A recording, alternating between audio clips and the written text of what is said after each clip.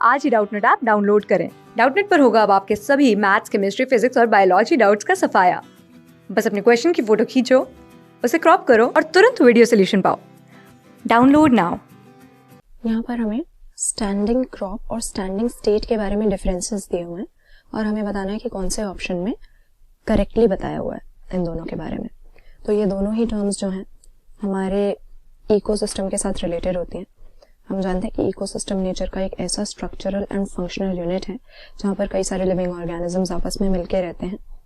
तो जो living organisms की अलग अलग पॉपुलेशंस होती हैं ये तो इकोसिस्टम का बायोटिक कंपोनेंट मेकअप करती हैं या यहाँ की बायोलॉजिकल कम्युनिटी बनाते हैं। लेकिन इकोसिस्टम में सिर्फ लिविंग ऑर्गेनिजम्स ही नहीं, कई सारे एबायोटिक एलिमेंट्स भी होते हैं जिनके साथ लगातार इनको इंटरेक्शन करनी पड़ती है, जैसे वाटर हैं, रॉक्स हैं, न्यूट्रिएंट्स हैं, ये सारी चीजें। तो यहाँ पर स्टैंडिंग क्रॉप जो हम टर्म यूज करते हैं ये असल में बायोटिक कम्युनिटी के साथ रिलेटेड है।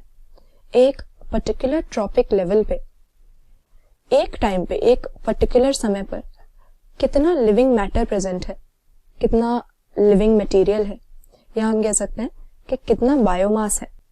कुल मिला के यही बात करना चाहते हैं कि कितने लिविंग ऑर्गेनिजम्स नंबर में या बायोमास में एक समय पर इकोसिस्टम के अंदर मौजूद हैं, तो उसको हम स्टैंडिंग क्रॉप कहते हैं। और ये हम जानते हैं कि किसी भी इकोसिस्टम में लिमिटेड रिसोर्सेज होती हैं, तो हमेशा ही यहाँ पर जो लिविंग ऑर्गेनिजम्स हो सकते हैं उनकी पॉपुलेशंस, उनका नंबर या उनका बायोमास भी हमेशा एक लिमिट के अंदर ही रहेगा। तो ये बायोमास या एनर्जी जो है ये फूड चेन के थ्रू हमारे बायोलॉजिकल कम्युनिटी में आगे बढ़ती है।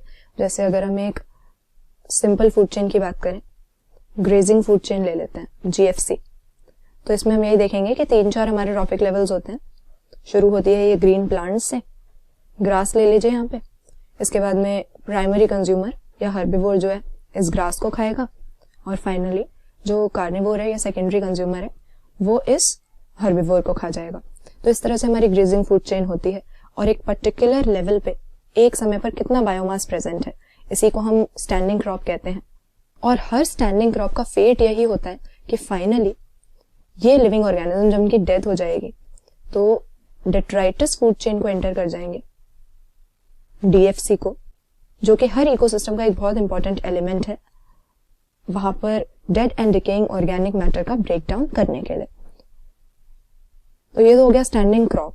दूसरा हमें दिया हुआ है टर्म स्टैंडिंग स्टेट। अब स्टैंडिंग स्टेट बायोटिक कम्युनिटी के साथ डायरेक्टली एसोसिएटेड नहीं है, असल में यहाँ पर हम एबायोटिक कंपोनेंट का, पर्टिकुलरली न्यूट्रिएंट्स की बात कर रहे हैं।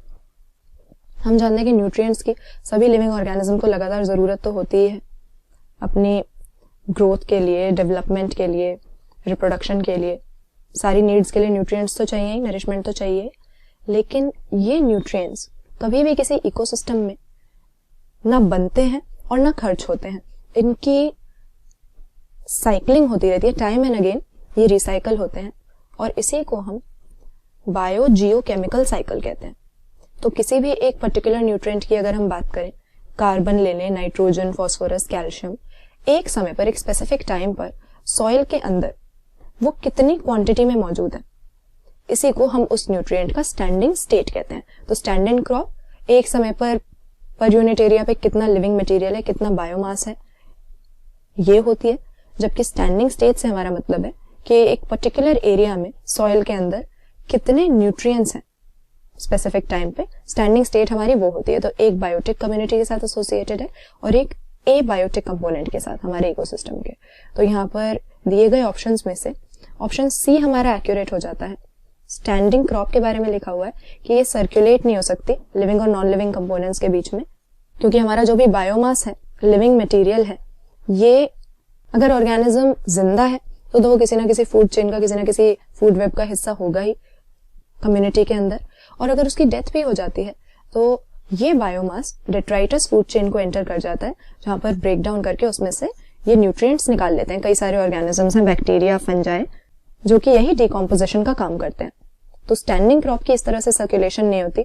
बायोमास जो है, लिविंग मटेरियल जो है, वो नया नया प्रोड्यूस किया जाता है। ऐसा नहीं है कि उन्हीं लिविंग ऑर्गेनिजम्स की रिसाइकलिंग होती जा रही है, ऑर्गेनिजम्स की डेथ होती है, एक लिमिटेड लाइफ स्पैन होता है जिसके बाद वो बायोलॉजिकल कम्युनिटी को छोड़कर चले जाते हैं और फिर बर्थ के थ्रू नए ऑर्गेनिजम्स आते हैं। तो लिविंग ऑर्गेनिजम्स की रिसाइकलिंग नहीं हो सकती। स्टैंडिंग क्रॉप जो है वो एक समय पे है, लेकिन हर ऑर्गेनिज्म का लिमिटेड लाइफ स्पैन है। तो ऑर्गेनिजम्स जाते रहेंगे और नए ऑर्गेनिजम्स आते रहेंगे, रिसाइकलिंग का इसमें कुछ नहीं होता। जबकि स्टैंडिंग स्टेट जो है ये न्यूट्रिएंट्स के साथ रिलेटेड है। तो न्यूट्रिएंट्स सर्कुलेट किए जाते हैं, जैसा कि हमने डिस्कस किया, बायोजियोकेमिकल साइकिल्स के through time and again.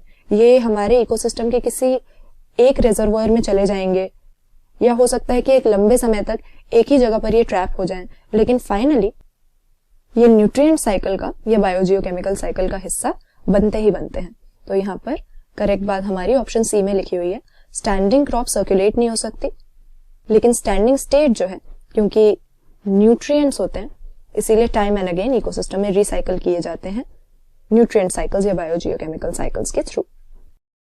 Class 6 से 12 से लेके नीट, IIT, JEE मेंस और एडवांस के लेवल तक 10 मिलियन से ज्यादा स्टूडेंट्स का भरोसा। आज ही डाउनलोड करें डाउटनेट ऐप या व्हाट्सएप कीजिए अपने डाउट्स 8400 400 400 पर।